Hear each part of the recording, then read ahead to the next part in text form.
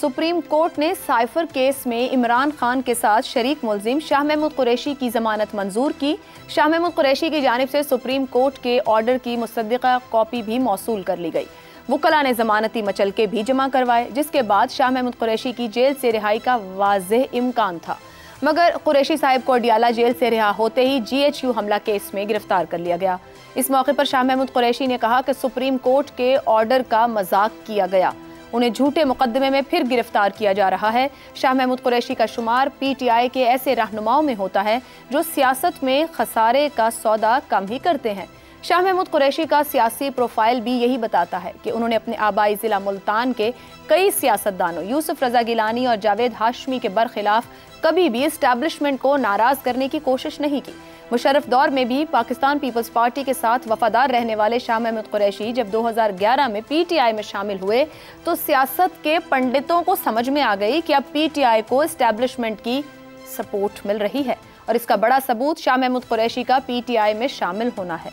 यही वजह है कि जब PTI के एस्टेब्लिशमेंट के साथ मामलात खराब होने लगे और सानिया 9 मई के बाद इमरान खान के बड़े बड़े टाइगर्स भी प्रेस कॉन्फ्रेंसेज और ट्वीट्स करके PTI से लाताल्लुकी का ऐलान करने लगे, तो कई हलकों में ये कयास किया जा रहा था कि शाह महमूद कुरैशी या तो PTI की कमांड मुकम्मल तौर पर अपने हाथ में ले लेंगे या PTI से मुनहरिफ हो जाएंगे, मगर ऐसा नहीं हुआ।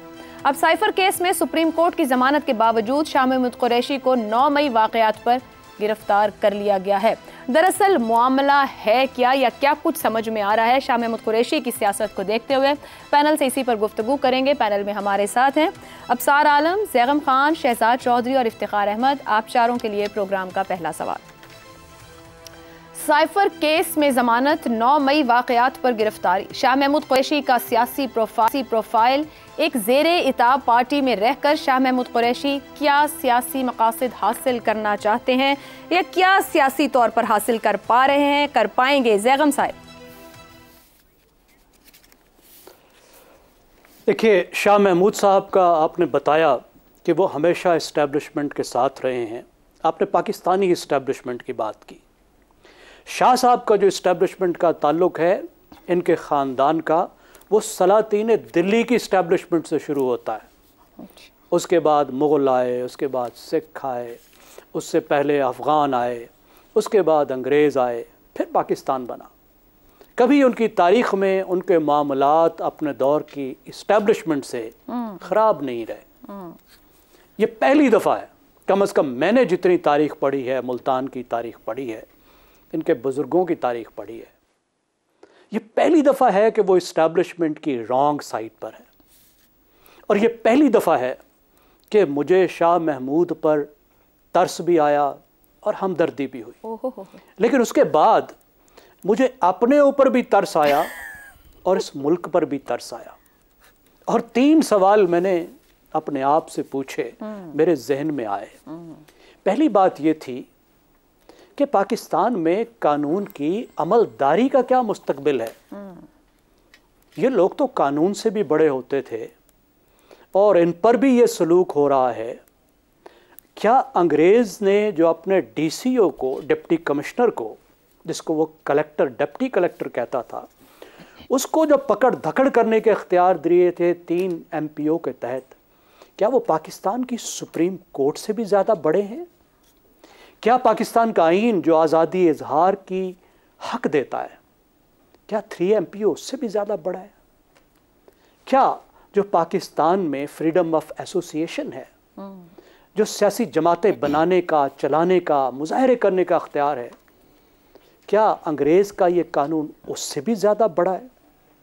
फिर दूसरी बात मेरे जहन में आई, वो बात ये थी कि अब इलेक्शन की साख का क्या होगा, और अगर इलेक्शन की साख नहीं होगी तो फिर हुकूमत की क्या साख होगी, और जो हुकूमत बनेगी इस इलेक्शन के बाद उसको अवाम किस नज़र से देखेंगे, उसको दुनिया किस नज़र से देखेगी, उससे कोई डील करेगा तो कैसे करेगा, क्या सोच के करेगा।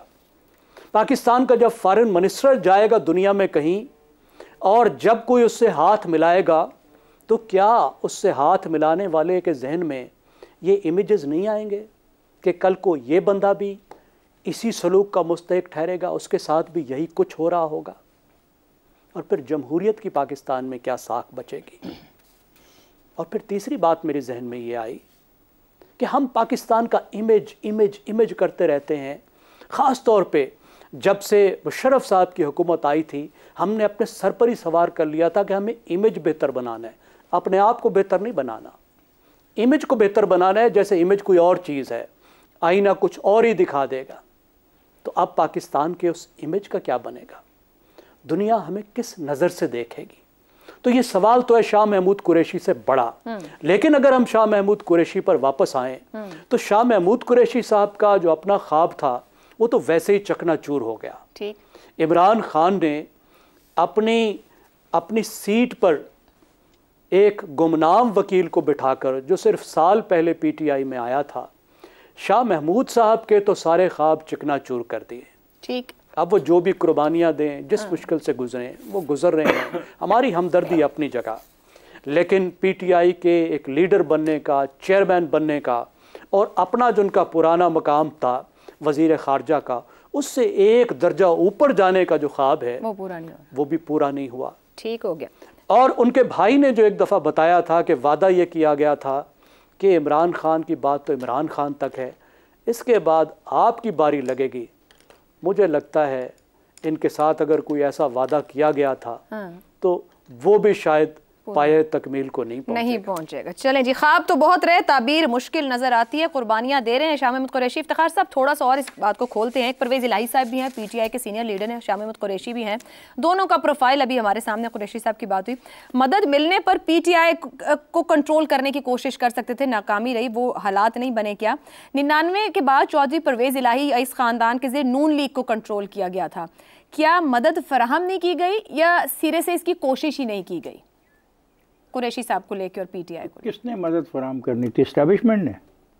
मदद फिर इंतजार कीजिए। फिर आपको लगता है अभी मदद मिलेगी कुरैशी साहब को? नहीं, आप इंतजार कीजिए। मुझे तो ऐसी चीज़ों में ना यकीन मैं रखता हूँ ना मैं ये आपने क्या कहानी शुरू की आज? जमानत हुई सुप्रीम कोर्ट से एक मुकदमे में वो नामजद हैं, गिरफ्तारी ना की जाती। गिरफ्तारी करने का ढंग गलत था, तरीकाकार गलत था, जो फुटेज बनवाई गई वो गलत थी। फुटेज कौन बनवा रहा है? कौन वो लोग हैं जो इन जगहों पे मौजूद हैं? कौन लोग हैं जिनकी फुटेज फिर फराहम की जाती है अदारों के ज़रिए स्क्रीनों के लिए? ये वो जिसका आप तवक्को कर रही हैं, इस्टेब्लिशमेंट की आप बात करती हैं, तो इस्टेब्लिशमेंट तो हर जगह है। इस्टेब्लिशमेंट दोनों तरफ नहीं खेल सकती। अच्छा, इस्टेब्लिशमेंट अपने मफादात का तहफ़्फ़ुज़ करती है। आप और मैं कौन है? हम तो खामखा हैं। असल चीज़ तो इस मुल्क में हुक्मरानी जिनके पास है उनके पास है। ये अभी इतनी बातें की गई, सलातीन दिल्ली और मुग़ल और सिख और अफ़गान और ये, और फिर साथ ही उसको कह दिया गया कि बहुत मज़लूम है बेचारा। पहले हम फैसला कर लें हम चाहते क्या हैं। क्या हम जो मुकदमात हैं उनकी पैरवी न करें? मैं ये उस पर एतराज़ है जिस तरीके से आज किया गया। एक आदमी कागज़ लेके फिर रहा है कि देखें ये सुप्रीम कोर्ट का ऑर्डर है, और उसको जिस तरीके से ढंग से गिरफ़्तार किया गया वो बहुत अफसोसनाक, शर्मनाक है। ये काम सलीके से भी किया जा सकता था, लेकिन ऐसा क्यों हो रहा है? ये बात क्यों इतनी हाईलाइट की जा रही है? ऐसे वाक़यात, एक तो फेक न्यूज़ जाननी छोड़ रही, कोई किसी का एक्सीडेंट करके दिखा रहे हैं, किसी का कुछ करके दिखा रहे हैं, और एक तरफ एक ऐसी फुटेज दी जा रही है जिसको हम फेक भी नहीं कह सकते, ये ओरिजिनल फुटेज है। तो कौन है जो ये ओरिजिनल फुटेज के मौके फराहम कर रहा है? शाह साहब चले जाते आराम से, गिरफ्तारी रात को हो सकती थी बड़े सुकून के साथ, और शाह साहब इतने रेजिस्ट करने वाले लोगों में से नहीं है।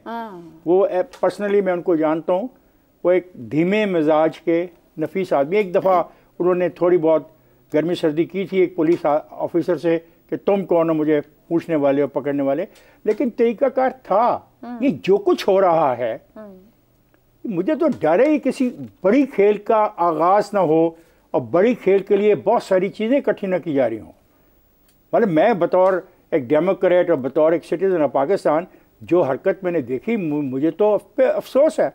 लेकिन क्या फिर मेरे से अगला सवाल वो करते हैं कि इफ्तिखार साहब आपको उन पे अफसोस है जो 9 मई के वाक़यात में मुलव्वस हैं? अब यहाँ पे खेल शुरू होती है, और इसका जवाब मेरे पास नहीं, क्योंकि मैं 9 मई के बारे में अभी तक प्रोसिक्यूशन ने कोई मुकम्मल केस किसी अदालत में पेश नहीं किया। मैं क्या कह रहा हूँ, कोई मुकम्मल केस अभी तक किसी अदालत में पेश नहीं किया।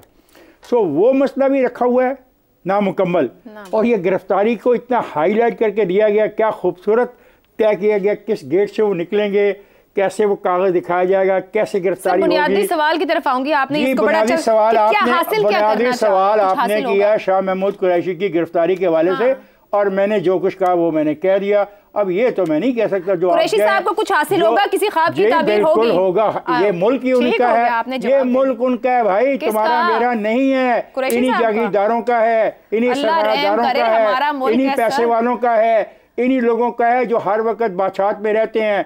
चंद दिन की अगर दूरी है तो कोई बात नहीं, they will be back in the game. इस शक्ल में नहीं तो बेटे की शक्ल में, बेटे की शक्ल में नहीं तो घर वालों की शक्ल में, इक़्तिदार इन्हीं का है।